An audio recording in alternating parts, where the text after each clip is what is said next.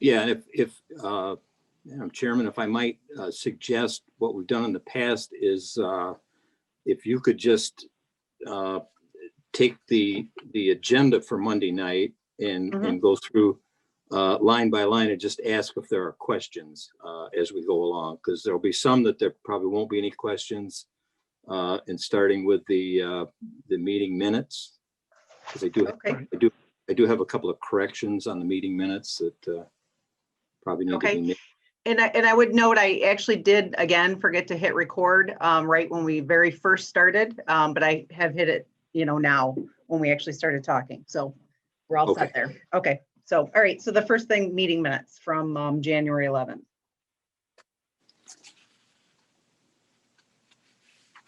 Yeah, on page, let's see, it's page 6 of the packet. It's page 4 of the minutes. We have, let's see, where is it?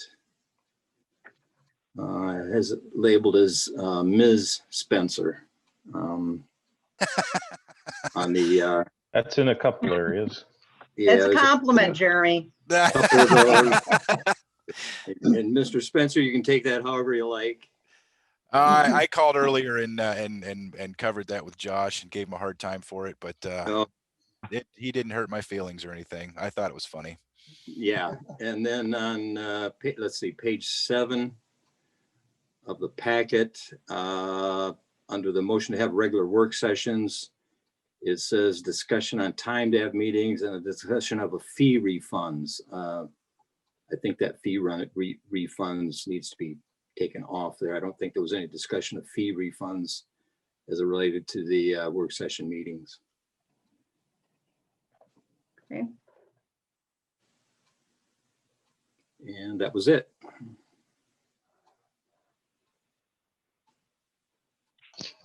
All right. Anybody else notice anything on meeting minutes? On the minutes, it says that we did say, or that we're scheduling these regular session or these regular work sessions on the Fridays at 4 p.m. before the regular meeting. And in the Township Board Protocol Manual, it says that the Township Board schedules a standing 9 a.m. work session on Friday before Monday meeting. So it was already in the policy document that we're supposed to have these work sessions regularly.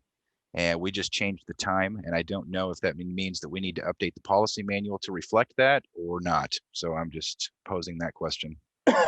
Jeremy, that would be the case. As long as that protocol document is in effect, whatever is in that is how you're supposed to be conducting yourself. So if this 4 p.m. is going to be the permanent, you're going to need, and not necessarily at this meeting, but maybe at the next meeting, make a change to that protocol document to reflect that. Is that something that we can add to the agenda now, or should we wait and put it on the meeting agenda for the fall, for not this Monday, but the following Monday? I would say the first meeting in February would be okay. Fine. Well, I guess I don't know if I can make the verbal request to go ahead and toss that on the not this coming meeting, but the following meeting in February. This is the proper time to do that? Yes, it would be. All right. Well, let's go ahead and toss that up there then.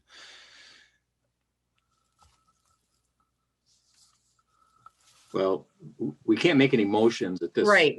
No, I mean, it's not a motion. Yeah, it's just. No, I'm just requesting that it be added to the agenda. Yep. I'm just, That's something that Mr. Mitchell can take note of and include that packet for our. In the packet, correct.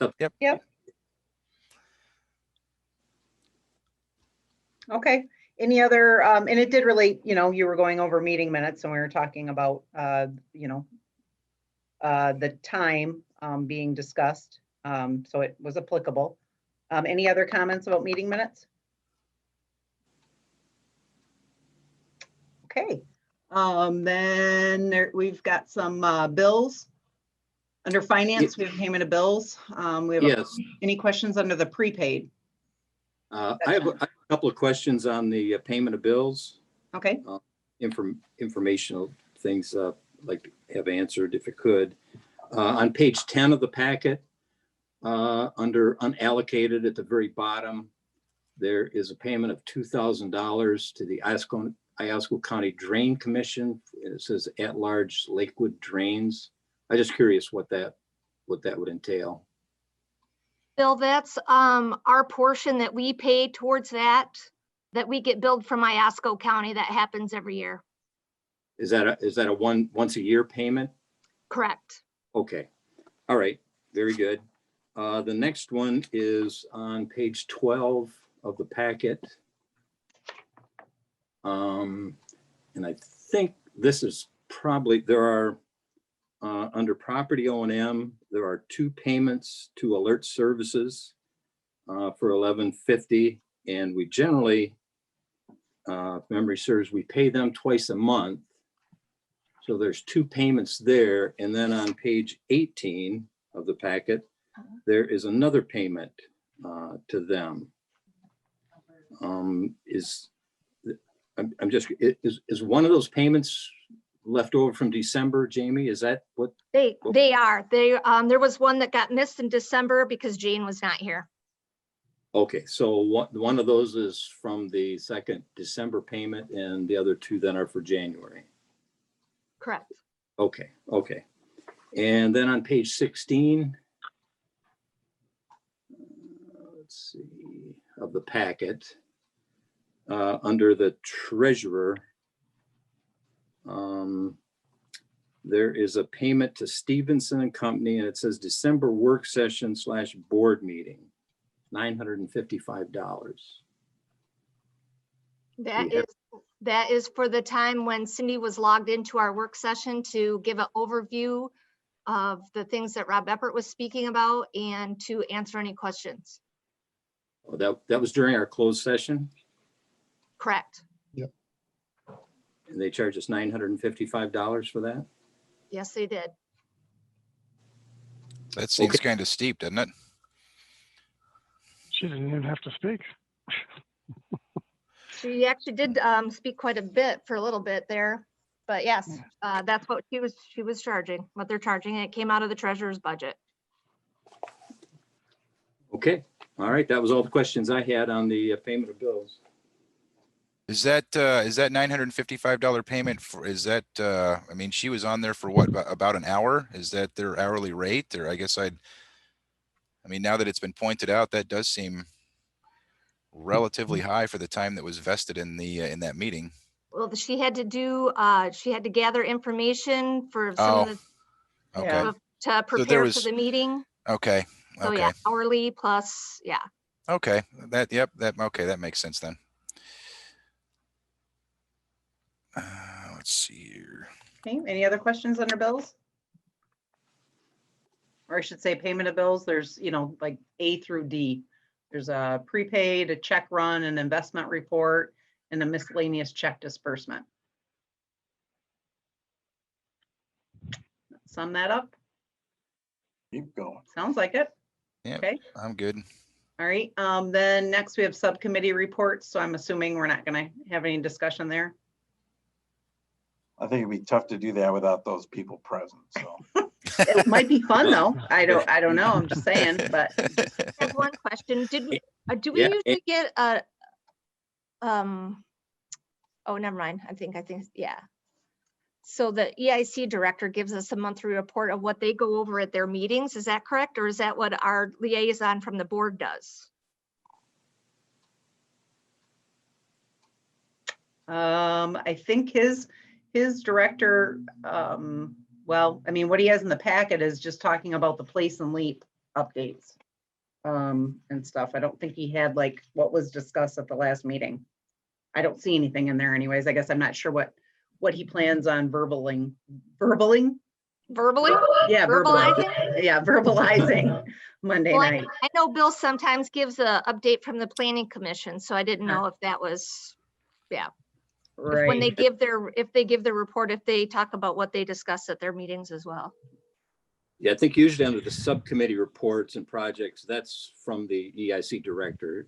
Todd gives those reports. If we could back up just one quick second, there was a page in here after the payment of bills. It's page 20, and it's our investment portfolio holdings. and I was just curious about that. I see that most of these, and these are mostly CDs, are maturing this year at various dates. And I'm just curious if, do we normally just reissue those for another year or whatever time period, or is there a committee, or Jamie, do you meet with Mr. Mitchell or somebody to see whether or not we should hold off some of those money once they're matured for some project coming up or something to that nature? As far as like cash flow, in the past, I've never sat down with the superintendent to verbalize that. I know we have a lot of big projects that are coming up, and I know you've mentioned it in the past, Bill, but Yeah. that might be something moving forward. That's kind of why I stagger those Sure. maturity dates throughout the year so that the availability is there. But if you also, and I think we talked about it a couple of times ago with the investment report, if you look at the Michigan class, I don't have it right in front of me, I have to get it out, but Michigan class has quite a bit of money in there for the common account. I think I want to say it's like 36% of our investments, but that money can be transferred daily. If we needed it, let's say there was an emergency or we had to have something fixed, a major lift station went down or something like that, and we needed the cash, I could have that transferred into our account overnight. Okay, all right. That was kind of my next question. Is there any of this money that we can have access to immediately if we need to? The first top 4 on your investment report are those that are available to transfer on a daily basis. The rest are staggered out throughout the year, depending on interest rates and we call it the ladder approach when you go to class, that you can stagger it so that's available throughout the year.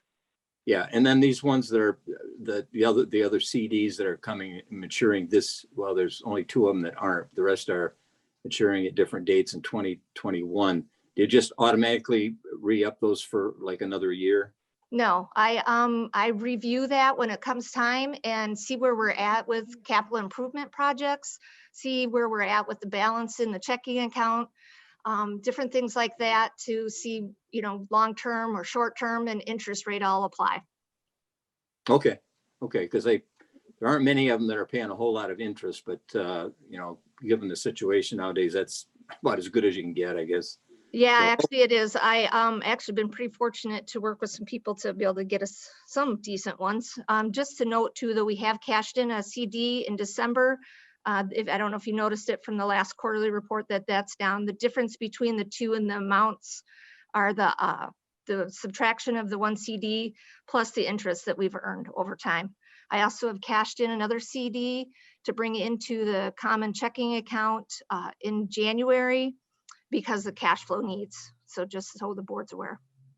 okay, that's good to know. Thanks, Jamie. You're welcome. I see the one CD has a 1.7%. Maybe we could put all the money in that one. Right.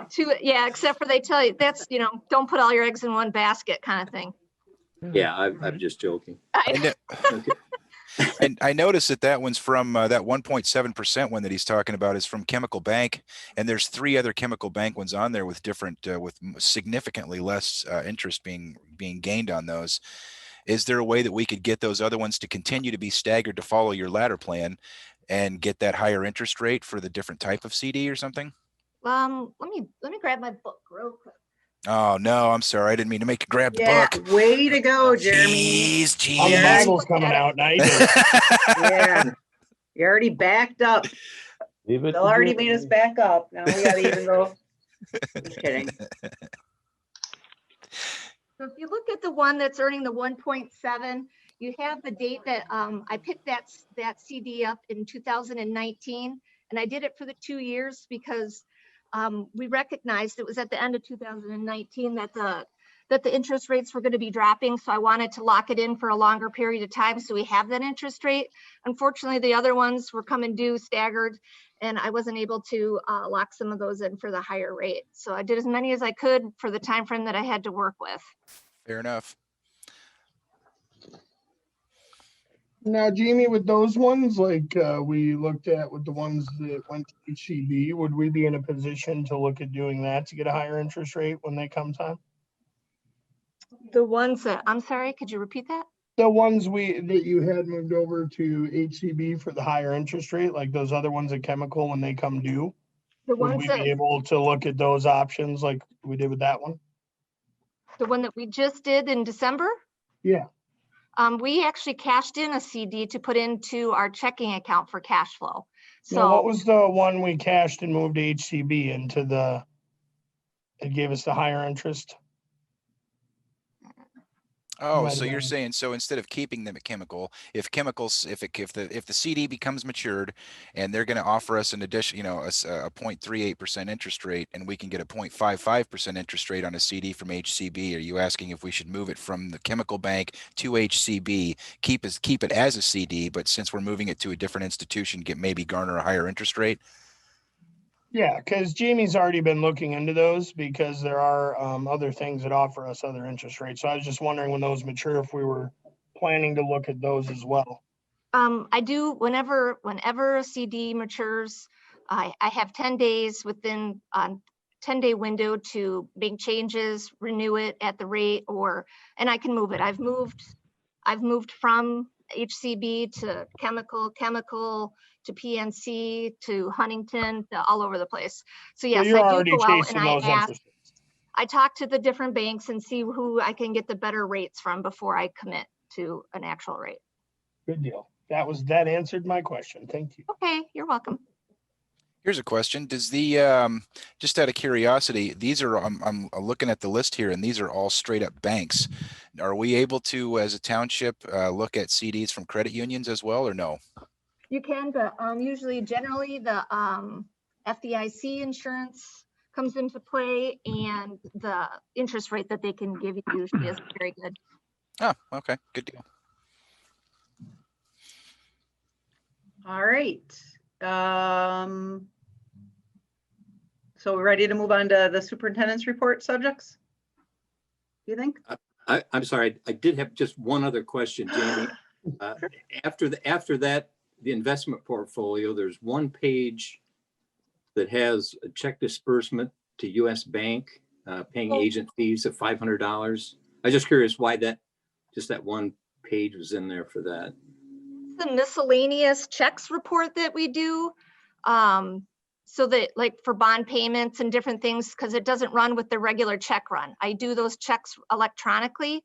So I print those out and try to give you those on a monthly basis too. And that was the only one that was showing up on the report. What that Cool. is, that's the agent fees for US Bank to process and work with us for our bond payments that we make twice a year. Okay, very good. Thank you very much. That's You're welcome. You're welcome. okay.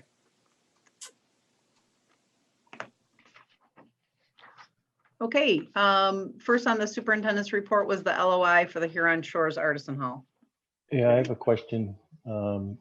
They've got Exhibit A in there, but it's listed as Orchard Lake Retail. That just doesn't make sense. I don't think there should be an Exhibit A, or if there is, it needs to be corrected on their end. That was done by Friedman. That's what they sent. So we are kind of bound to give you exactly what they sent us. Okay. They also have, under earnest money deposit, they spell out 50,000, but then in parentheses, they have 5,000. So just point that out.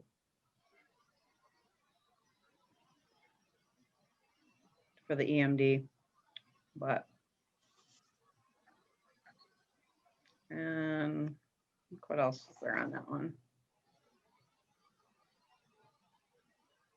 Well, the other question I had is where do we stand on the time frame? I know you mentioned the 60-day window, but at the very end of the Friedman letter, it says we have 10 business days above date. I didn't know exactly what that. Are we still within the time frame to be able to? To answer, yes.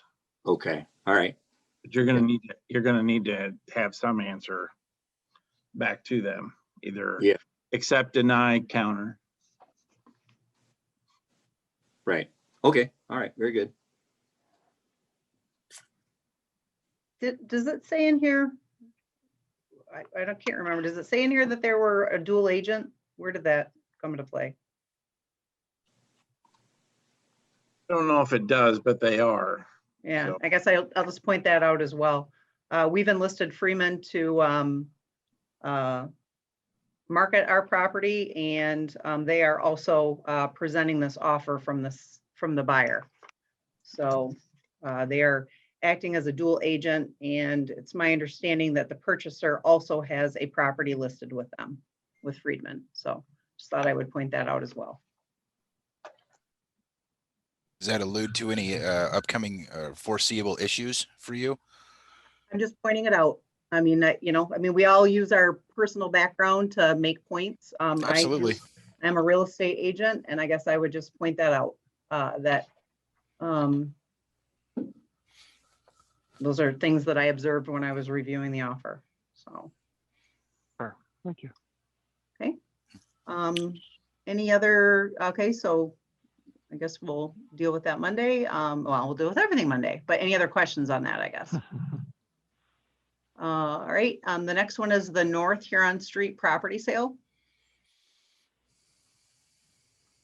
which I know we've referred to that before as California Street, but I guess, Mitch indicated it It is is, actually, yeah, it's actually North Huron. right. And everybody's familiar with which property we're talking about, I'll say it's commonly referred to as Randy's Towing. right? Yeah. Yeah. And no, Thank- I don't know exactly which property you guys. Okay. Do you know where obviously where Ani Medical is? Yes. Okay, you know where the building did you ever see where they were doing the haunted hay, the haunted Oh, is this house? the building building with the big round window? Yeah, the building behind there, exactly, with the round window, that is owned by Randy's Towing. And Mhm. then they want to purchase the property then that would be to what would that be, to the west of it? Towards Where it goes Huron. out to a point, kind of. Yes, So yeah, there's the curved road, and then so the property stops, and they want to buy the rest of it to the road. to the corner, right. I'm assuming to make their impound lot slightly larger than 15 by 15, but I don't know. Oh, right on. Okay. And we've been kicking this one around. I guess we were a little delayed on this, so. With the transition between boards. Yeah, I think it'll be good if we can take action on this Monday and approve it. It was, when somebody makes an offer and we counter their offer, then they accept it. It seems to me we should Right. act as quickly as we can. So hopefully we can do that on Monday night. Yeah. And Well, we're the just gonna give them a quit claim deed Yes. to that property. Yes. That's all we can give them. That's what we got from the Air Force. Mhm. Gotcha. And that was all prepared and reviewed. Okay, all right, no other questions on that? Then we'll go to the tax abatement contract reapproval. Yeah.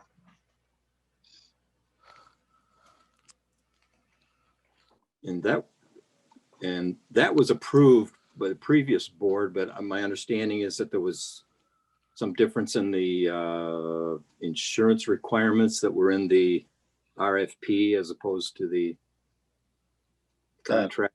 That is correct. And it should be noted that in a lot of our contracts like this, the insurance requirements are different based on what the actual work that the contractor is going to be performing. So, and it seems to me we need to follow the guidelines of what our RFP designates, because that could be reflected in what a company would bid.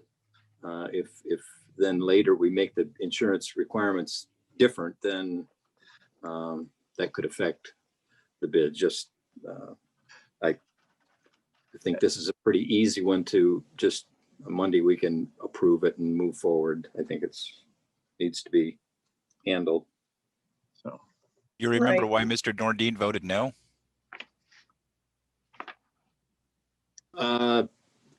John was not completely in favor of tax abatements in general, I believe.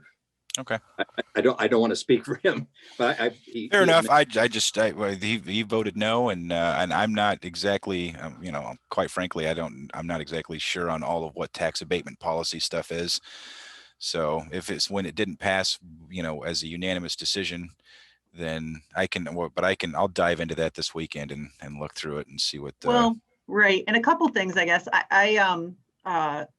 It's an RFP to do a tax abatement program, but the township still obviously would have final say in approving or not approving it, correct?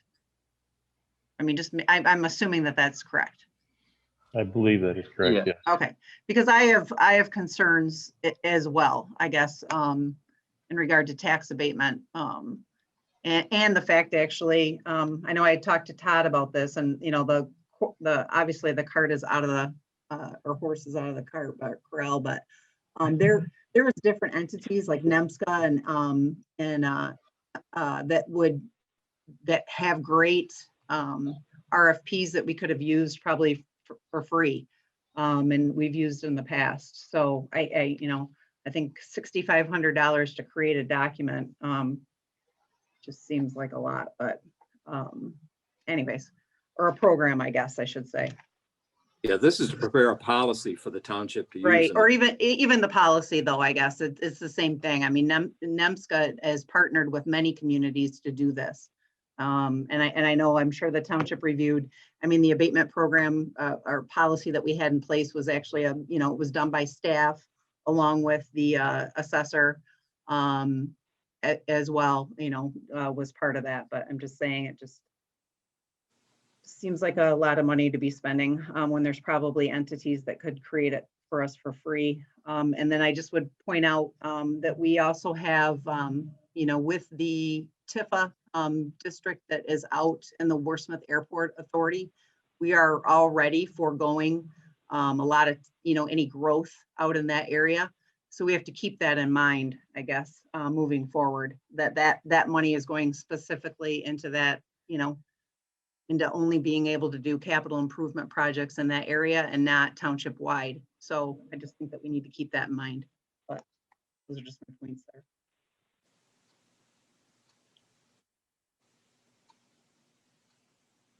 So any other questions on that? Okay, IT services. So the paragraph here is certainly a good summary. If there's anybody on the board who's new, who didn't hear this presented to the board once or discussed once or twice in the past, we can go through a little bit of rehashing on the concerns why we still have this topic for us to deal with.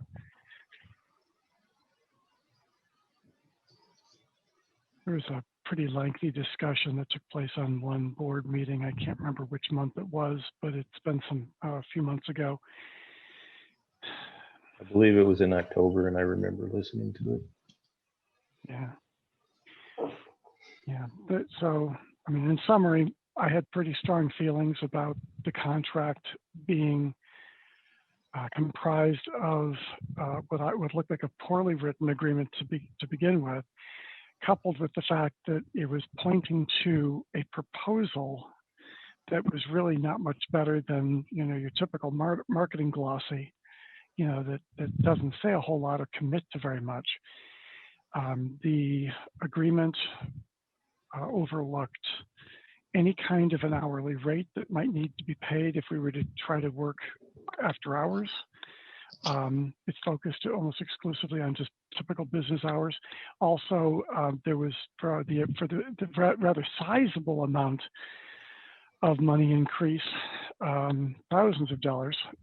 We were going to. They didn't offer a service level agreement. In other words, there was no statement of what it is we can expect from them for, 15,000 or 10,000 more, the first year, and then another chunk of money the second year. It was just really kind of like, it did not set well with me.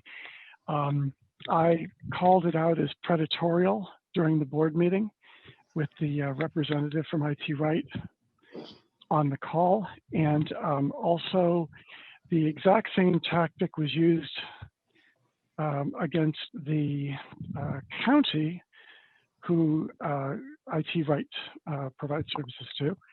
But in their case, they just kind of, yeah, that's a really big problem. They kind of, didn't like it, but then they turned around and voted for it. So I just don't think that that this is a good situation.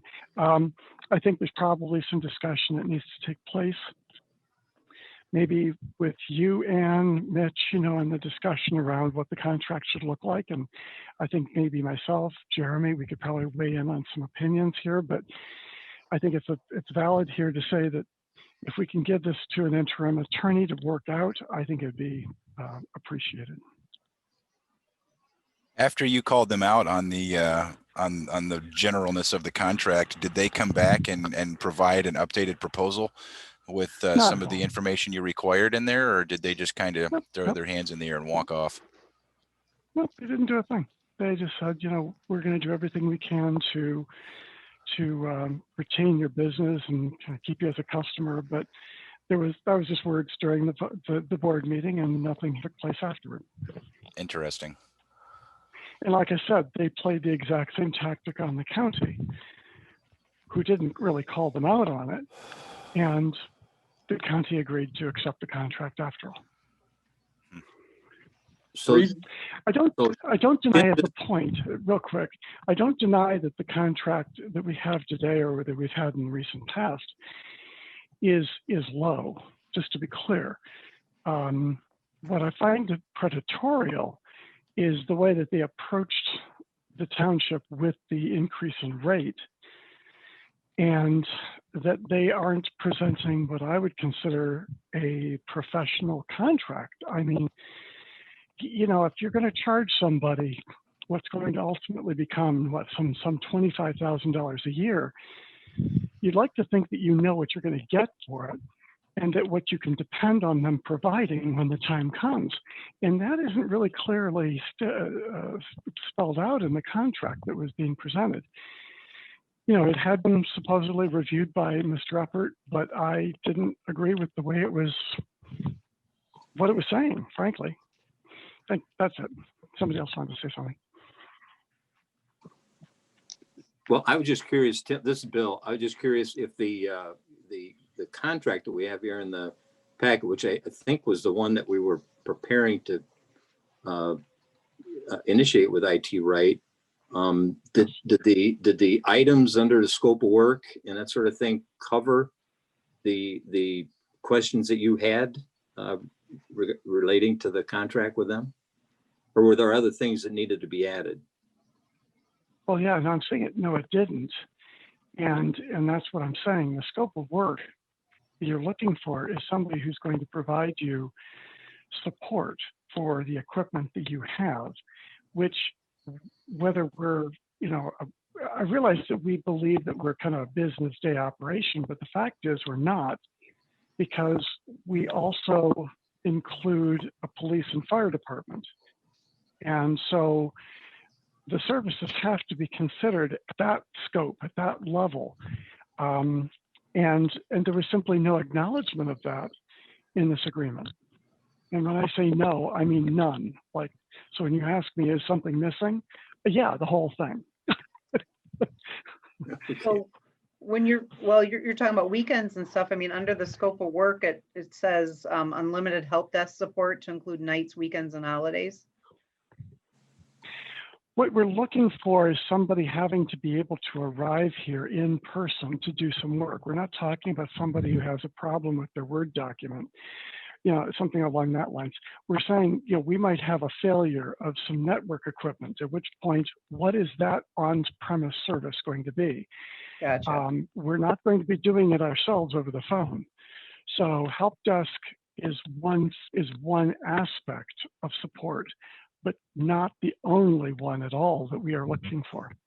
Got Oh ya. yeah, they need a service level agreement because we need to know how long it's going to take them to get here to swap out the failed network switch that's brought the whole network down. And if they don't have an SLA that says, well, you've got 24 hours to get up here and get it done, then 2 weeks later, we're just kind of, muddling along, waiting for them to show up, and they're not under any contractual obligation to get up here and get it done. I agree with Tim. I think that definitely needs to be, we're going to have to look that over. And now with the way they presented it the first time, it's probably going to have to be a fine tooth comb on the second round. I guess we've had IT right for a long time. And we've never had a problem with them responding if they've had to come up here to fix things or do things with the server or those sort of things. But I do understand the need to have it covered. And Jamie, I agree with you 100%. We haven't had trouble with them, but we've also haven't had anybody coming to our doorstep and asking us to go from 5,000 a year to roughly 25,000 a year. That hasn't happened before either. No, so, I don't. I understand. Yeah. So from my viewpoint, the weight I put on the contract. Part of my attention on this situation is that the contract is more valuable, not that because we're paying more for it. So we're trying to find out what are we guaranteeing that we're going to be able to get in exchange for that money. But at the same time, it's also good to visit the service level agreement aspect that really should have been there all along. But it doesn't look like IT Right was mature enough to build that contract years ago. It looks like they've been growing up, and they decided that, okay, we've got to change how we're going to work with our clients, what we're going to pay charge clients, what kind of a service we're going to deliver. Clearly, they're taking a step up in what they want to deliver. That's not debatable by me. I feel that is exactly where they're trying to go. The problem is that we didn't have prediction as to what this rate was going to be roughly the year earlier when they came in to talk to Dave, and we already had last year's budget finalized, and they were trying to push this on us. Not this agreement, because that agreement hadn't been written yet, but they were trying to basically tell us, we need to pay this money right away, and let's get in some kind of a signed agreement. And we didn't have that money allocated. So, Dave schooled them on that point and reprimanded them for late notice and all of that. And anyway, so now today we look at a much bigger cost with a planned increase in expenditure year over year. That's going to get them up to roughly some $25,000. And I just feel like now all of a sudden we really have to put some scrutiny to this agreement and make sure we protect the township for making sure we get what we're paying for. That's all. That's basically it. Do we get any reports from them on the number of tickets that are opened and the number of tickets that are resolved and all that? Any kind of performance metrics or anything like that from them on a yearly basis or monthly basis? I can't speak to that. I don't think so, but I know it's available, but I don't know that they give it or that they have provided in the past. I think that's one of the things that they wanted to add, because there's a couple of features in this contract that never existed before. Mm-hmm. So it's like I said, I think they're trying to expand the service, and they can appreciate that it costs more to do that. But I think they just haven't defined it. Right. And I don't like the idea of paying $25,000 and hoping that we get our money's worth. Right. And I've already run into an issue where, you call up IT Right and ask them about some of the software that we're currently using right now, Zoom, and they won't support it because it's not something that they offer. So when we're looking at that, we need to see if there is a conferencing software that they do support that we could put in so that if we have questions on operation or problems like that, then we'd be able to call them and they're going to support the software we're utilizing. So we're going to have to look it over. Good times. just one other item that relates to this that I just learned the other day has to do with our police department and their what they call the lien audit, which is the law enforcement information network. It's the system all police departments use to check on people, car registrations, license plate, all that sort of information. And the state does an audit every year to make sure that the systems that the police are using are secure and for obvious reasons. And one of the advantages with IT Right is they are certified by the state in the lien audit. So when the state comes in to audit our systems of the police department, as soon as we notify them that IT Right is our server, then that part of the audit is over. They accept that. Another thing that I was told by one of the police officers is that when they came time to put in new desktop computers, Officer Alexander is kind of the IT person in the police department, and he tried to price out even to build the tower on his own, to order the parts and build it. He could not find a computer that would compare to the price that IT Right provided the computers to them. So just wanted to, put that information out, because like Jamie said, we have worked with IT Right for a long time. We've knock on wood, we've not had serious problems with our systems. And there are some advantages to IT Right. If we were to look at an RFP for some other, that lien audit processes would be an important part to require by any other IT firm that we might look at. Just a consideration. No, I want to chime in and say, Bill, I completely agree with you. You're right. I mean, there's a lot of good that IT Right has provided.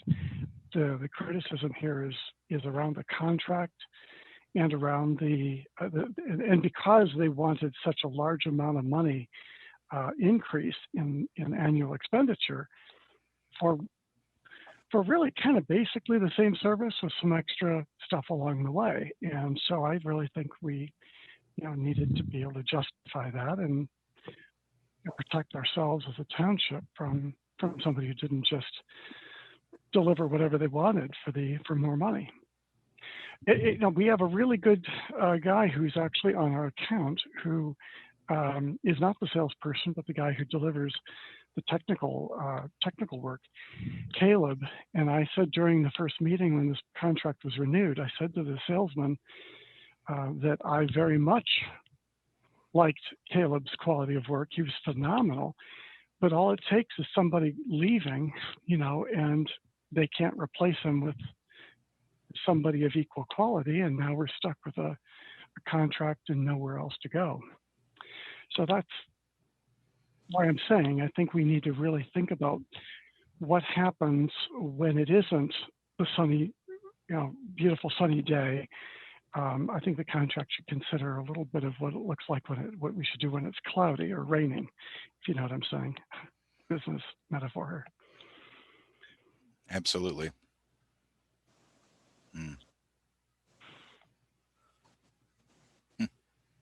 So perhaps you and Mr. Spencer, who, since this is your area of expertise, could work with Mr. Mitchell and maybe our new legal team to refine this contract and put in the language that we need to have, and then move it forward. I'm open to that. I'd be happy to participate. You guys are about 3 levels past me. I was just, my big concern is the fact we're just on month to month, and I would like us to get to a contract. I've dug into the deep. Well, this is already dug deeper than I've thought about today. Oh yeah, well this is kind of Tim and I's sandbox, and we know where all the toys are buried, so we like to make those are marked where they need to be for future generations to know exactly what's going on. Yeah. So my analogy here is that this conversation is a little bit like when Marty Gajewski would be talking about, the engine on a particular unit that somebody wanted to buy for DPW. We get into all of the, we're kind of having the same conversation here, only with IT terms. Yeah. I'm going to take direction from you guys in the past board on this one. Well, definitely, if you have questions or if there's something that you guys would like, any of the board members or would want to put in some, ask questions about things, or if there's something that you'd like to see that, see the township have, or, with respect to technology, definitely bring that forward to us so that we can be sure and address that. Something I would like to know, Jeremy, for you guys to look at would be our data storage. Yes, that's on the Because list. this is really what me and Mitch got into, is right now, without having a contract, we are kind of in a position where they could call at any time and say, next Friday at 5, we're done servicing you. And our Well, biggest problem data- is, I don't know if they're storing our data or if we are. No, they're not. No, there's nothing virtual. The server is on site. It's Okay. actually on the utility billing office. Okay. And That's what we wanted to know. do we know if there are Do data provide- backups?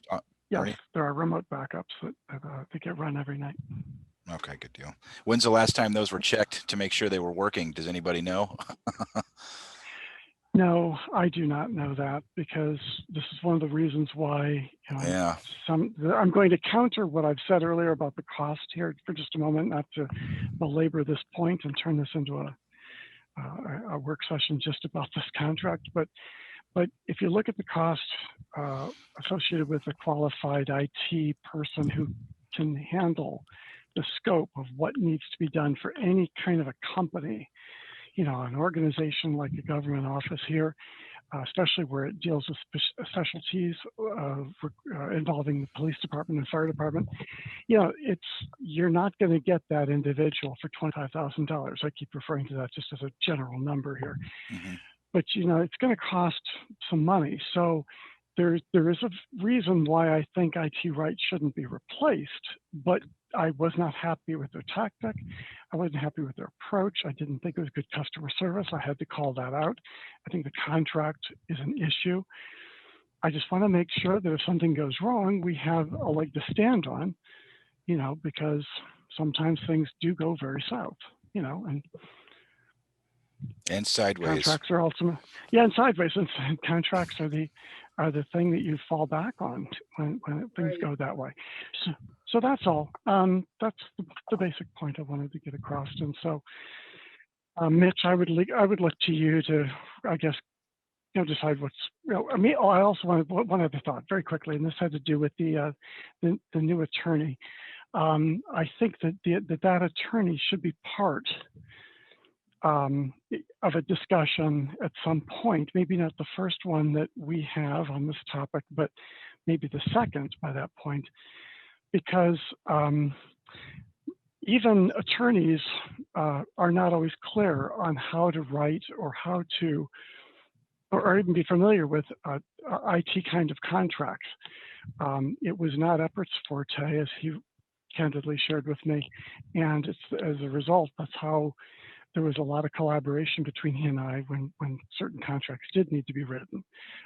So I wanted to say to you here, I don't know who this new individual or people are going to be who are going to be providing us legal counsel, but consider that when you're starting to broach the subject with them. All right. Okay. Well, I think we just moved into number 5. yeah.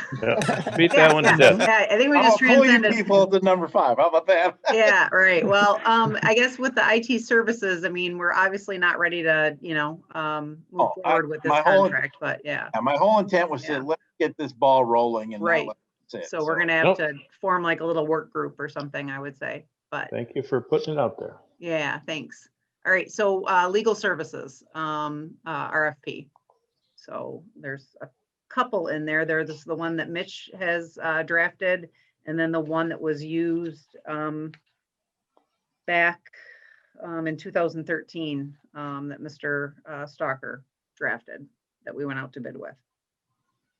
Well, I would just like to say that I think the one that Mr. Mitchell drafted is excellent. I read through that several times, and I think it's it's well laid out and complete. I thought he did an excellent job of putting this together. As far as I can tell, covers virtually everything that we need to have covered in an RFP for this kind of service. My only question was, where were you planning to advertise this in? Where were you planning to send it? I don't think I'm going to advertise it. I think I'm going to try to direct send to regional, and I mean regional meaning probably everything from Detroit up. Firms, individuals, anybody that we can find that would possibly have municipal experience, and that's who we're going to send it to. Last time that this took place in 2013, you received 4 total, and the listing was, well, there was probably about 25 firms or sole proprietors on that list. So I don't expect a lot of response, to be honest with you. And just, we have, the biggest issue is our geographic location. So, but we will attempt to, try to cover as much as we can ground wise, and then see who we receive in return. So, well, I was told that you could probably put this on the send this to MTA for some help with soliciting, and also for the Michigan Municipal League. We're members of both those organizations, so that could be 2 places to put this on to get responses. I think that's a great idea. And Mitch, I have to say it was an excellent job drafting this, but I do have just one point I want to make. okay. Page 86, at the end of page 86. Let me get to it. I'm sorry.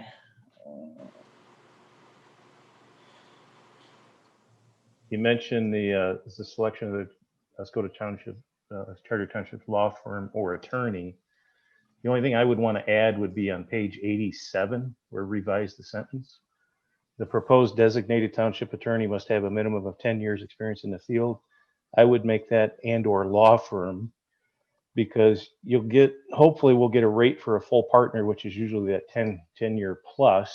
But within the law firm, if we do get a law firm to bid on this, you're going to get a separate rate for associate work. And a lot of the stuff that we do, like contracts, and that would be associate built hours and not the full boat. That's pretty much my only comment with what you've written up. And my comment was to follow on what you're saying, Mitch, about where you think you're going to present this or how you're going to advertise.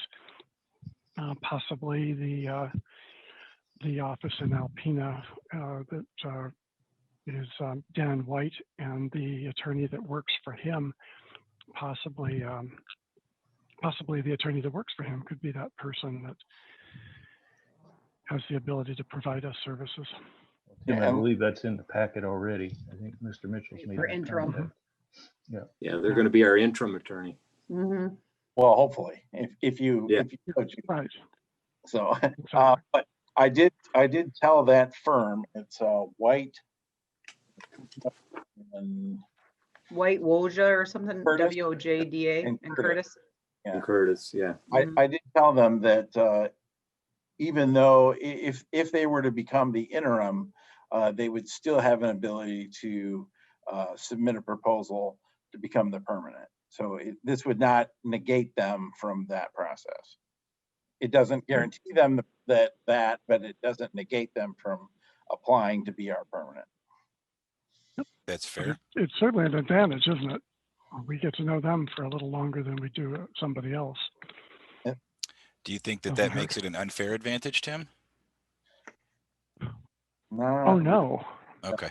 I wouldn't call that word unfair at all. It's just something that naturally happens. It's like, you've got to have somebody today, and while you're looking for who you're ultimately going to work with longer term, so I don't think that's unusual.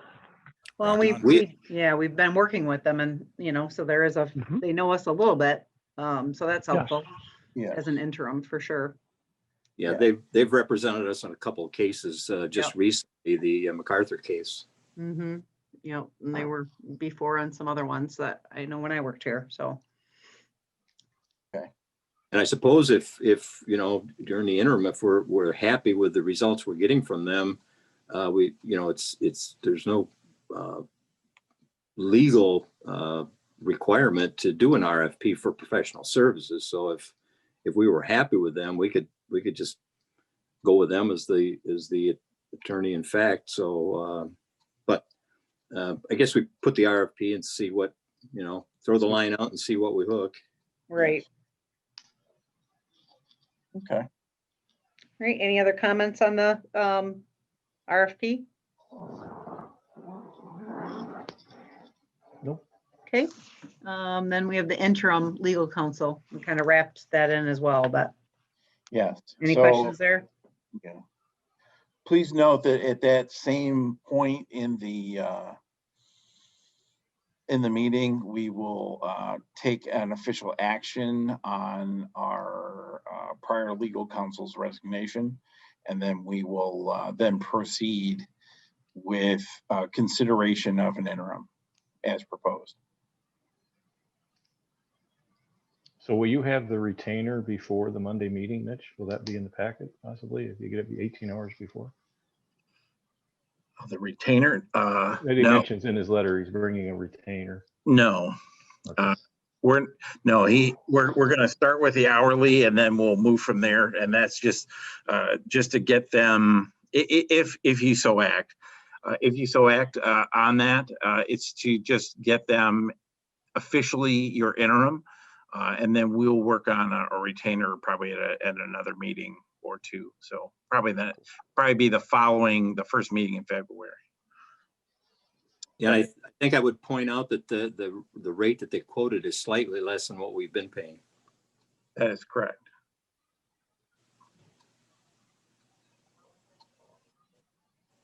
Okay. All right. We ready to move on to the Sable sewer contract then? I believe so. Sure. Okay. All right. Mitch, you want to give a little highlight there or just? Yeah, let me try to walk the board through this. So Okay. I don't know if we really need to go backwards all the way to the beginning and to that point, but a series of discussions, negotiations, whatever you want to call it, had occurred in April of last year. The board had taken some action to move forward on securing a contract with Oscoda for this purpose.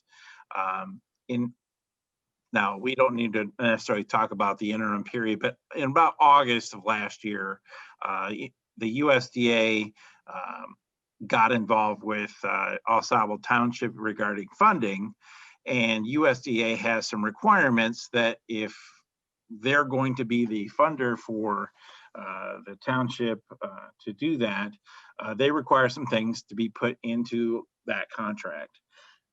And where this all kind of was left is that the Oscoda Township's legal counsel had prepared an altered document with the USDA provisions in it. And where it had been left on our side was it was pending a legal review. So what I am going to ask you as a board is that you allow me to take that last document from Oscoda's attorney in the most current form and to give it to, hopefully, that we approve an interim attorney and give that to them to review and then recommend out course of action. And hopefully, and my hope is that we would be able to act on it in that first meeting in February.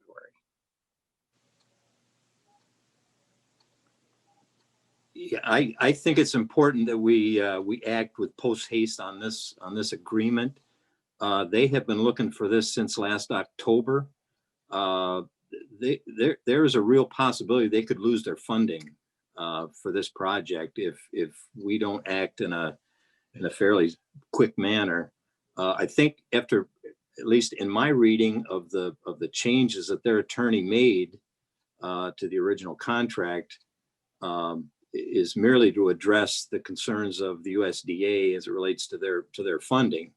The only thing I would ask this board to maybe think about, if in terms of anything different than what's in here, this is proposed as a contract for 3 years. The previous contract was for 5. I have spoken with Lisa Sutton, the superintendent of Ensemble. She was under the impression that all the contracts had been 3 years. And then when we reviewed it, and I pointed out that this previous contract was 5 years, she did some research, and what she found was that, yes, the current contract was 5 years. The contract before that was for 3 years. The contract before that was for 5 years. So it's kind of, oscillated back and forth. But if I think they probably would be amenable to having a 5-year contract as opposed to 3. But in my reading of this proposed contract with the changes, I don't really see anything in here that's a problem for Oscoda Township. And I would hope that our new legal representation would review it, and if maybe there's something that we've missed. But I know all the changes were made merely to appease the USDA for their funding. I guess based on that, Mitch, can you reach out to Oscoda Township and make sure that timing is going to work for them for the first meeting in February? If not, then we'd have to drive a special meeting and really expedite this with the new one. I can do that, sure. Yeah, as far behind as this one is, I would say if we can fast track this for them and make sure that it's all on the up and up with our interim attorney, and if we have to schedule a special session just for this purpose, I'd be willing to do that just to get it done for them since they've waited this long. Right. I know that I've been speaking with both Kevin and Lisa on a regular basis about this, when we were a little bit delayed in acting on it. And I mean, time is, of course, of the essence. But that being said, I mean, if we Monday night are going to be acting to have review with a potential signature, the first week of February, I think that that will be good for them. So, and I did want to point out, I had asked Kevin and Lisa both in regard to, because generally, I mean, in the past press, generally we modify a document and then we have somebody else review it. We don't usually let another attorney make the changes. That being said, they both indicated that was the direction that was given to them from the superintendent, the previous superintendent and supervisor back in August. After they got this letter from Troy Shank, the direction was to have Oscoda Township's attorney draft the document with the changes, based on what the USDA needed amended per their, language, and then bring it to Oscoda. So that's why they did it in that manner. And they presented that, in October for us to review. So. Well, I'd rather not guess, and let's just reach out and ask them if the date and timing is going to work for them, just so we know. That's fine.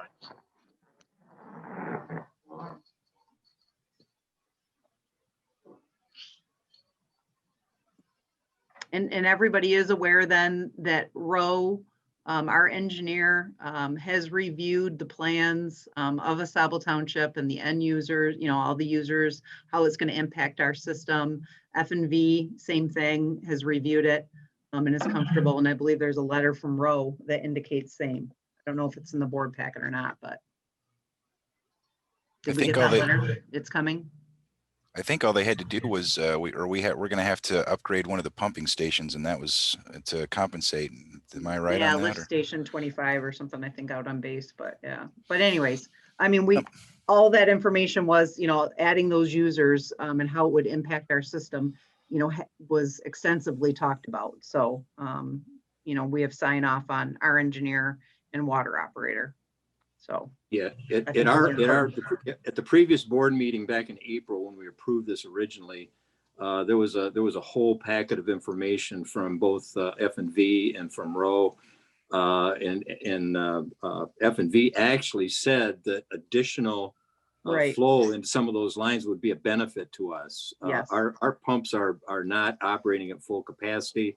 Our lagoon system is only at about 60% capacity. So adding an additional roughly 160 customers onto Oscoda's system is a very minimal change for our system.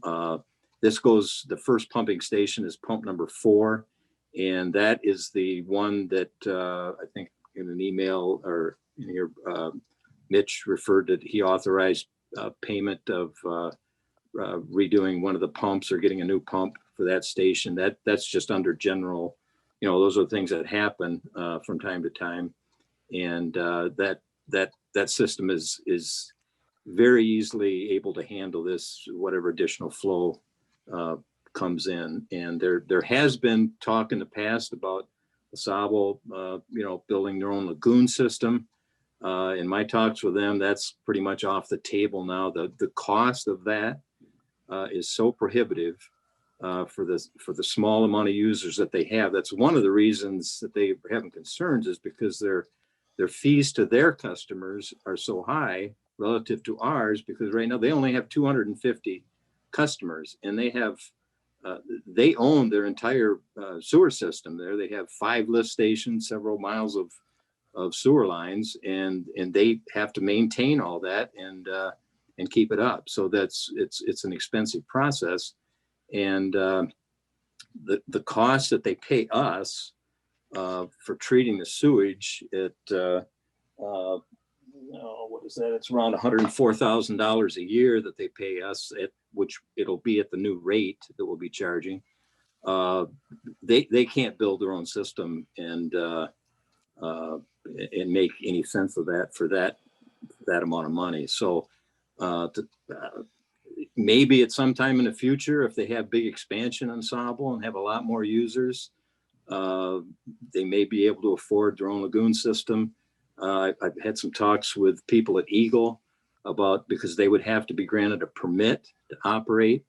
And with the PFAS situation, they probably would not be able to get a permit to do a groundwater effluent extraction.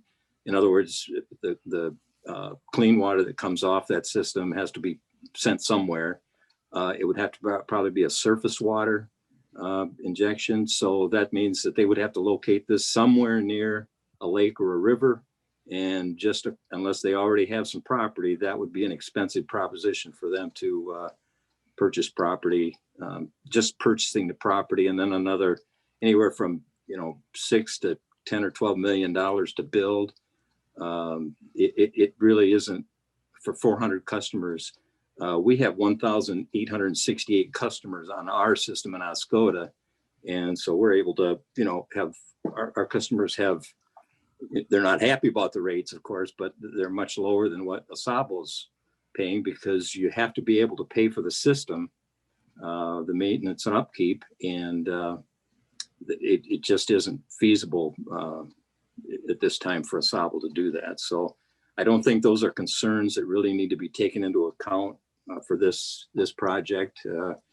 I'm previous supervisor, and we and myself met with some of the homeowners and the resort owners down along 23. They requested a meeting from it. I don't know why. They live in Oscoda, but they showed us pictures, aerial photographs of the damage that was being done to their properties this last spring with the high waters, and that so many of them along there, their septics aren't working. A couple of them had to put above ground tanks and pump their sewage into those tanks, and then have somebody come out and pump it out a couple of times a week.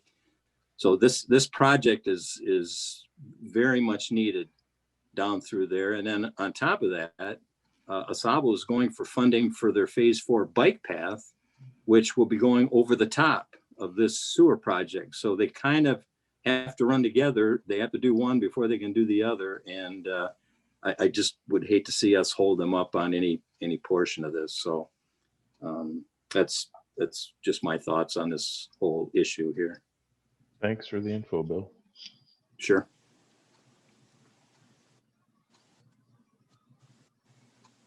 Okay.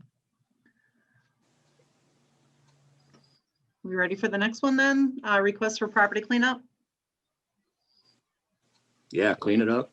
All right. All right, now any questions, I guess? I mean, we're running over an hour already, so just, instead of, I mean, if I just say them, if there's any questions. So if there's any questions on the Wilbur Fire Service, or I'm sorry, Yes, I request just for have a property question. cleanup. We're paying to clean this up, so is this gonna be leaned against title of that property, or are we assuming title of the property? We're gonna lean it. We're leaning it, okay. We'll bill it. I assume we won't get paid, so we'll lean it. Okay. Ultimately, it could end up that way. If they don't. All right, Wilbur Fire Service 2021. Yeah, the only question I had on this is, I'd like to get get that approved. It says in the packet that the information is included. I didn't see anything in the packet that had to do with how much the fees were going to be. There is the letter. But unless I missed it, I didn't see the information on how what the amount that we're going to be charging. Okay. I may have missed it, but I don't. No, It's not in there. No. I didn't see it. Yep. Okay, so we'll get that for Monday night. Sure. Yeah. Okay, keep going. I'll actually probably send it right while we're talking. So. okay. Yeah, that's fine. If you can send it, then we'll have time to review it before Monday and we won't have to ask these questions again. Okay. All right. Then next would be the resolution for the PFAS. We asked Mitch, instead of a letter, instead of a letter, we were going to do a resolution of support. Mhm. I honestly have not read through that one. I did not put the gentleman's name. I tried to keep it generalized because I don't want to, I want to make sure it's just, that we're supportive of the effort and we're supportive of the residents and the RAB to be able to basically see it at the table. I thought it was well written, Mitch, and I think this was exactly what, at least in my mind, I had envisioned that we would send to our various legislators. I think this is excellent. I think you did a good job of putting this together. Yep, good job. And if I'm sure, I'm guessing Kristen's still on here, and I think she's the newspaper. No, she's not. No, she was on and off. I'm gonna give her the contact information for our local RAB chairperson, and I think if she spoke with him and she could do a story on it, that would be a good thing too. So yeah, we'll just have to make a longer edition for that week, but yes, definitely. Yeah. Just kidding, sorry. The guy's about 2 libraries full of knowledge. Yeah, a lot of knowledge, but very helpful for sure. Not trying to make light of his expertise. His expertise is like some people's expertise in IT. I mean, he could probably talk for 3 hours and not even scratch the surface of his knowledge base. So great. And if I could just interject one thing and just back up a half a step here. In Mr. Mitchell's presentation, he has an informational note here. I think it would be worth Monday night to have the board make a motion to approve that expenditure of $8,055, just so that it's on the record that Mr. Mitchell has in fact been authorized by the board. I know it's within his spending limit, and that's exactly why that spending was given to the superintendent, just for these emergency type things. But generally, it's a good thing to have it noted in the minutes that the board then subsequently approved that spending. It is a fairly significant amount of money. Yeah. What $8,000? I'm lost. Where'd you go? Oh yeah, I guess I missed it in his report. It's not an agenda item. It's just, you're just letting us know, Mitch. Yeah. Was that the thought? yes. Yeah, I'm thinking that. Yeah, I think in the future, those should be included in the packets. The board can actually approve Yes, that. correct. We certainly would. It's something that's an emergency, had to be done. you have a spending limit up to $10,000, and you know, these are the kinds of things that come up that need to be handled and not wait until a board meeting. But to be acknowledged by the board that we approve that, I think is Right. important to have in the minutes. Correct. I would agree. Hey, every place does it different, so. Yep. Sure. Sure. That's great. It doesn't You- bother me. I just know I had to act, so. Yes, yeah, no question about that. That was the right action to take. It's just, you'll learn our quirky ways here in Oscoda. Every town has its own, every place has its own way, so it doesn't Yeah. bother me at all, so. So if you want to add that in as a somewhere that, you know, we will make a motion to approve that expenditure. Right. Okay. Okay, Yep. Thank you. sure.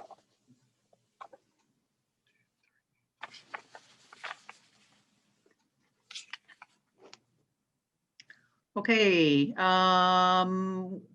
We have quite a few others on here. Is there anything that we need to really point out, or I mean, is there any like major questions, or?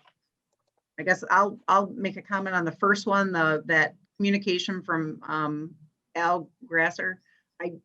I wasn't thinking that it was going to be on our actual agenda. I just emailed it out to the board as requested by this individual who actually lives in Oscoda Township. But What I want to do is I would like the board to just kind of put out a motion that allow the EIC to act on that letter. A lot of what he speaks about is something that a lot of that is what the EIC has been working on for some time. I think it would just be prudent for the EIC to kind of answer him.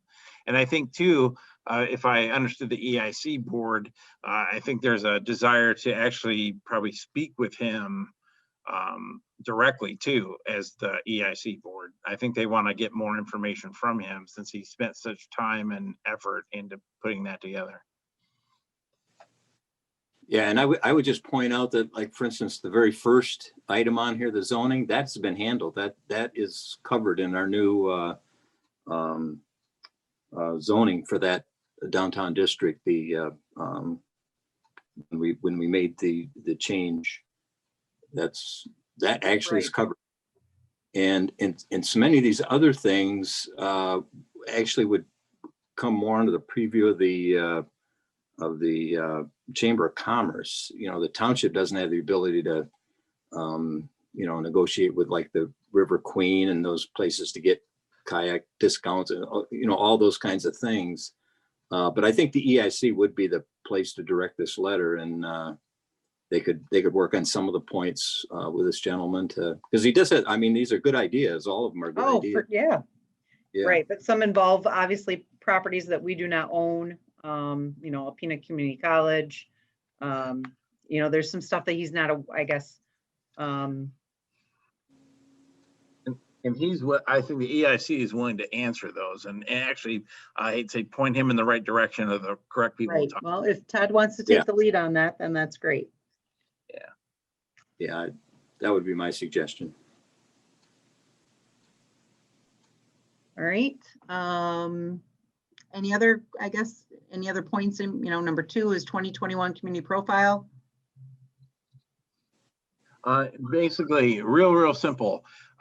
For many years, I don't know how many, but many years, the township has purchased the back cover of this publication. And so before I would say yes, I want to ask you, do you still want to buy the back cover?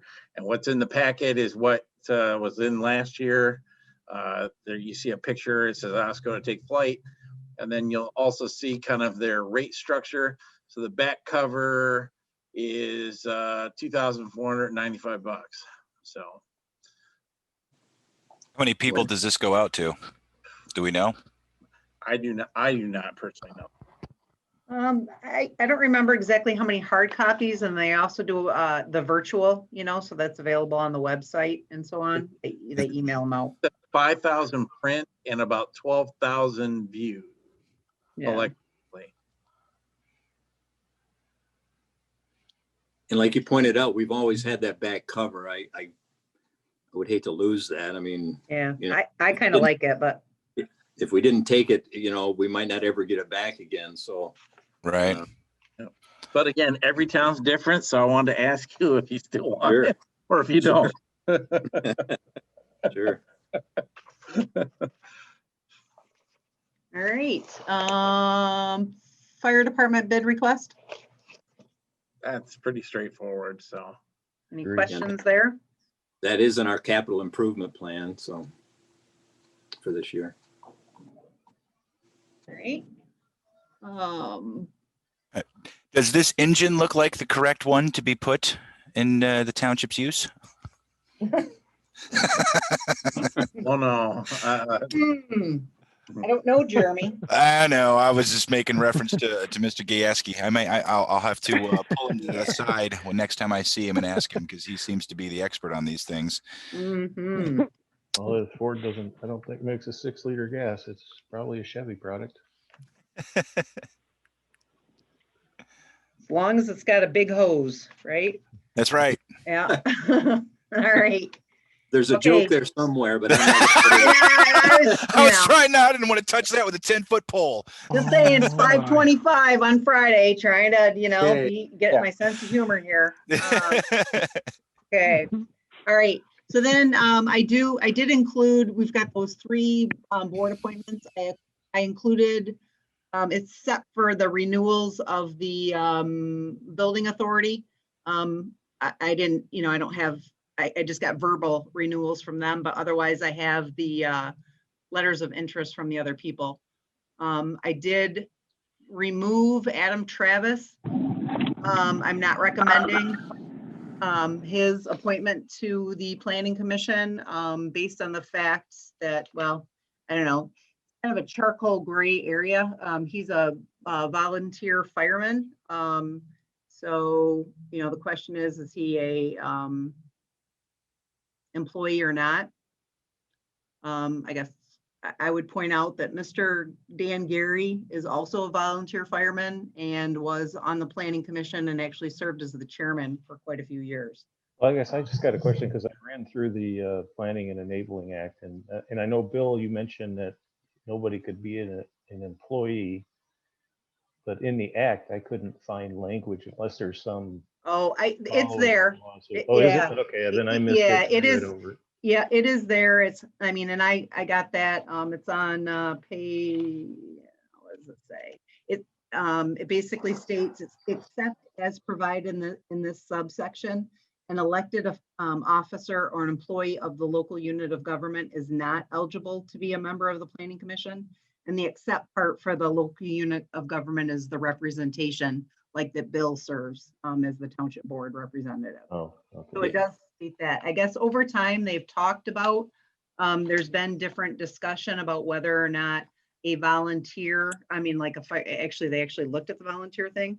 The volunteer fireman as being an employee or not, but nobody's ever acted on it. So the attorney thought it was a gray area, like charcoal gray, and just recommended against it. So. I think in Dan Gary's point, this statute was revised in 2008. Mhm. I think Mr. Gary was, and I think prior to 2008, the statute didn't have that restriction of an employee. And Okay. so I think he's probably been on the Planning Commission longer than that and came in under the old statute because that was, it's been revised. So that may be of how that came about, but. Right, but I definitely I don't want to, I don't want to, I just let Adam know it was kind of a gray area. So, and he understands. Sure, He wanted to be involved, and I thanked him for his offer and obviously his continued commitment to the volunteer fire department. So. Sure. So And- I'm still one person short, but I am working on that, and then I'll jump into the board of the review as well. Yeah. And then the only comment I would make on the Planning Commission, the person, Greg Schultz, I'd be happy to have him on the Planning Commission. It would just have to be under the condition that he resigned from the Zoning Board of Appeals. Yep, and that's what I'm going to say Monday night, basically, that if the board approves him as on the planning commission, then it will, he will have to resign from the. And then, zoning and then how that would work is in June, the planning commission elects its various officers and the people to represent the various boards. So if the planning commission decided that you wanted to have Greg back on the ZBA, if Bernie, didn't want to do that right. or whatever, the planning commission would resolve that at our meeting in June. So, but for right now, he would have to resign from that, and then we could, move forward. Yep, I will mention that Monday night for sure. Okay, very good, very good. Is the resignation required before the appointment? I mean, or before he can express interest? I guess I don't, No, it'd be before he takes office, so. Right, just he gets before he takes approved. office, because, I mean, if for Okay. some reason we have a board member that doesn't want to appoint him, onto the planning commission, then there would be no reason for him to resign from the zoning board of appeals, so. Right. He just And I have to think resign before he takes the oath for the next office. That's Right, correct. yep, Prior to. The motion to approve him would have to have a condition that he submitted resignation prior to taking the oath. taking the oath. Yes. Yep. Okay, That'd be the restriction. cool. all right. Township board orientation and training, Where is that at? number 7. I just summed up 4, 5, and 6. Sorry, Oh, my Yeah, appointments. there's nothing in the packet about that. right, yeah. That's Right. what I'm- And it's just a discussion item. In looking at the Michigan Township Association, it looks like I could get training for everybody for about $350. And so I would encourage that the board maybe discuss that Monday night and maybe consider something to that effect. And it doesn't have to be with MTA, just in general. I think that'd be very worthwhile. I think that's a good idea. I agree. I'd like to take some of that training. So I guess Monday then, Mitch, are you gonna have something for us to review? No, I Or didn't, just- I you'll didn't just want to give verbalize? you, I didn't want to see if specific, you're going to take this training or that training. I just wanted to get a feel from the Okay. board as a whole, if you're in large part, you're willing to engage yourself in training. And the only reason I used MTA is because I thought, well, that's probably the most common, I'll call it go-to place. But there are other ways. And the only benefit I would say with MTA's training at this time is that they're recorded sessions. So those of you could take those sessions in your home and at your leisure. Is Okay. that something that you could provide a list to us of what training you would recommend for each of us, and as well as maybe an overall training option, all the options available, so that we can kind of, have an understanding of which ones we should take and which ones we can take? The MTA one is very thorough. I will give them, in looking at it, they would cover all the bases for all of the members, and that they have specialty orientation training for the supervisor, clerk, and the treasurer too. So each component piece is geared to exactly your position, elected position. Then the only other thing that I would recommend, and it was something I've asked that doesn't sound like we've done this in the past, would be kind of an orientation of the township. And I'd like to do that maybe after we have an ability to kind of get together. I'd like to maybe take you on some tours of some locations. And I know many of you may have been on the board for a while, but I've been dealing with board members for a long time. And I'm sure many of you go, oh, yeah, sure, I know that location. But I'm sure if you have been there, it's probably been a long, long time ago. And it would probably be good for you to see some of this stuff up close and in person. And then we would orient ourselves to other things that are peculiar to the township. I'm in. Yeah, we used to do that. There was a new board member orientation that was set up, so. I don't know if Tammy can find anything in the archives from before, but they were set up, with each department and a certain amount of time. I don't know if you remember that, Bill, I guess, or. Yeah, Tim. Yeah. when I first came on the board, the superintendent Mhm.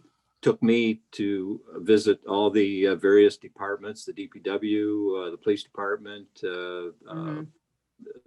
the parks, everything. We went around and met everybody, introduced me to everybody that was involved in those different departments, and was very helpful. Yeah, I Yeah. agree. I did the same thing when I was on the board the first time. Right. And we'd set it up with actually the airport authority as well, as well. Yes, To yep, do yep. tours and stuff. So. Yeah, yeah. Definitely. Yep. Speaking of that, Ann, Mhm. I tried logging into the airport authority yesterday, and I was in the waiting room for about 20 minutes. I don't know, next time there's a meeting, if somebody can just check the waiting room. Appreciate it. Oh, I'm not a host, so I don't. I know, Yeah. and I didn't have But I'll Gary's mention it. cell Yeah, I'll number. mention it to Gary and Brenda for sure. Okay. Yeah.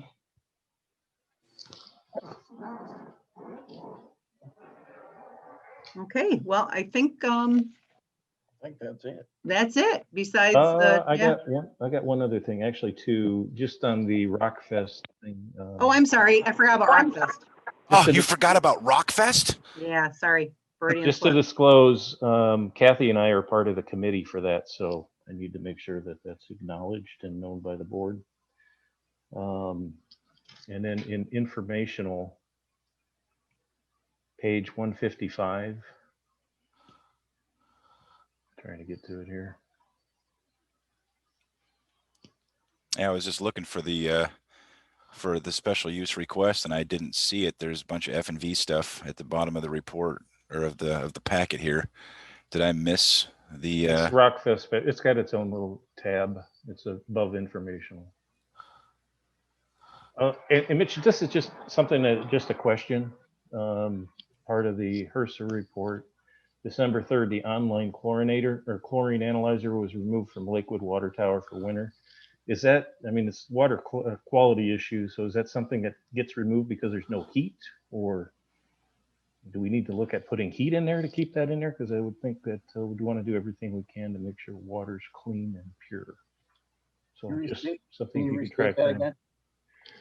It's page 155 of the December 2020 report. Distribution system, December 3rd, the online chlorine analyzer was removed from the Lakewood Water Tower for the winter. If it's a question of having to have heat so the thing doesn't freeze, I don't know. I just question why we would take out a piece of it. I can ask Doug on that and try to get the answer for you. So Okay. Yeah, Doug or Kath, I'm sure.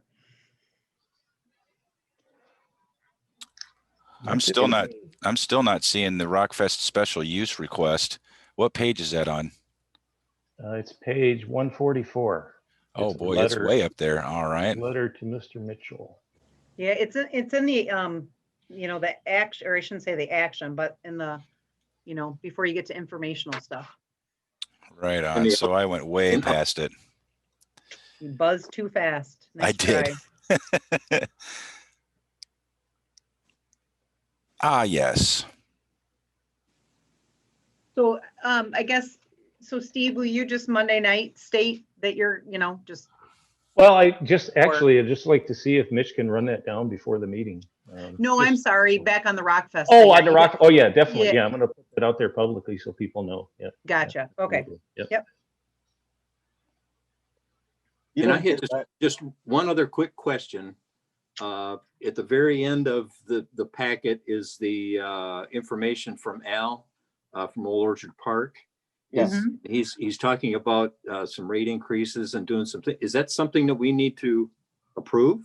no, Okay, all right. he has that ability in his under his charge. So Okay. I'm just curious why, we have it in there, and I guess it's good for us to know what his plans are. I Yep. just wasn't sure if It's we need information. to approve that. Yeah, okay, very good. Steve, you don't receive any type of compensation, do you, for being on that Rockfest board? No, it's all volunteer Okay. time. Okay, Yep, if you did, then I would say then you would have to recuse yourself. from both, Yeah, but- yeah, no, it's Okay, all but you're good. Alberta. Okay, So the campground's getting a new reservation system, eh? yes, we're going online. We're going online, so you'll be able to book in advance instead of our usual drive up here as fast as you can on Friday to try to get a spot. So Cool. So is there going to be, I know that when in the past, when we've tried to get into like Ludington and whatnot, it's almost impossible to get into some of those campsites. I mean, even if you're sitting there clicking, it's pretty difficult. Are you guys, is there a, have you guys already gone through and deciphered, you know, how far in advance you're going to take reservations and all that stuff? I think you'll probably be able to do it in the same calendar year. Okay. So Well, I can't say that the state will not rent or will not allow you to make a reservation further than 6 months in advance. I don't know if that makes a difference or not. I just wanted to toss it out there. And then when you say that they're going online, they're going to have a website developed for this purpose, or is it already done? I think they have the service all set for it. So, and So this will be basically, you'll be able to pay, via credit card and. Sure, absolutely. I guess one of the reasons that I'm asking is that we're going to be delving into some website stuff here with the township's new website, and I didn't know if this specific area of the township would have a tab, or if it needs a subdomain, or if they have their own domain name. Yeah, it's part of the design of when we first talked about this with part of the scoping and how we were thinking we would do the websites. But here it is. I don't know about you, but I have not been directly involved with the guys that were working on the website. So whether it's a subdomain, whether it's a tab, how to get to it, I don't know that answer. So I think when it comes time for a review meeting with either Ann and or Mitch or whoever's the spokesperson that the vendor is speaking to, it might be worth including Jeremy and I in the conversation. But to the point, it is a service that Al is subscribing to. It's not something we have to create ourselves. It's a service, and so it's already hosted somewhere else. So even if we were to try to put them on our website for the overall township, we'd really just be providing a link to the service. Correct. Somewhere Yep. else. Yep. And I'm okay with that. I mean, as long as if we do put a link onto it, it's been brought to my attention that the SSL certificate that's covering the Oscoda Township website, the .gov, is not encompassing the entire site and maybe causing security issues for specific connectivity. And so, there's security concerns that I wanted to go over, especially if they're going to be linking off of our website to it and all that fun stuff. So yeah, if I could be a part of that, I'd be happy to do that. Good. And I would just comment that, Al does such a good job of running that park out there that, in my opinion, whatever he deems needs to be done, I'm all for it. He does a phenomenal job of running that park out there for us. Oh yeah, it's been going for quite some time, and it always looks nice out there. I think that they do a great job running it out there. Absolutely. Mm-hmm. I agree. I think it's our hope. I think we'll get a whole new customer base, people that are not who are leery of the kind of first come, first serve, which is how we've done it to this point. I think there'll be many others that'll go, this is great, I can book it, and now I know a month from now I'll have that space and not have to be, first in the queue to get it. Absolutely. Exactly. Yeah, agreed. Awesome. Well, that wasn't so bad, huh? Nope, we're all set. So hopefully that'll so- take that hour and a half off of Monday night. Well, Yeah, Let's do it. one could be hopeful. Yeah. Fingers crossed. Yeah, fingers crossed. All right. Well, we don't have any, we had the public that was there has left. I don't know what that says for how exciting we are, but they are gone. So there is no public comment. So I guess if we take a motion to adjourn. So I so moved. move. All right. Support. I don't know if it was Jeremy who made the motion and maybe Mr. Nope. West. Mr. no? Mr. Palmer got to it Okay, first. Mr. Palmer that made the motion and Mr. Westerbarth got the second or support. I'll I take believe- it, but I didn't, whoever, yeah. All right, I don't really know. It's hard to tell. Sorry. Not to say you all blend in, but it's hard to tell. All right, and I don't think we have to take roll call on that. It's just the second, right? No, Sorry, I forget on special meeting. simple motion. Okay, all right, Yeah. we're good then. Have a great Okay. weekend, everybody. But- Yeah. Talk to See you you soon. Monday. Okay, see ya.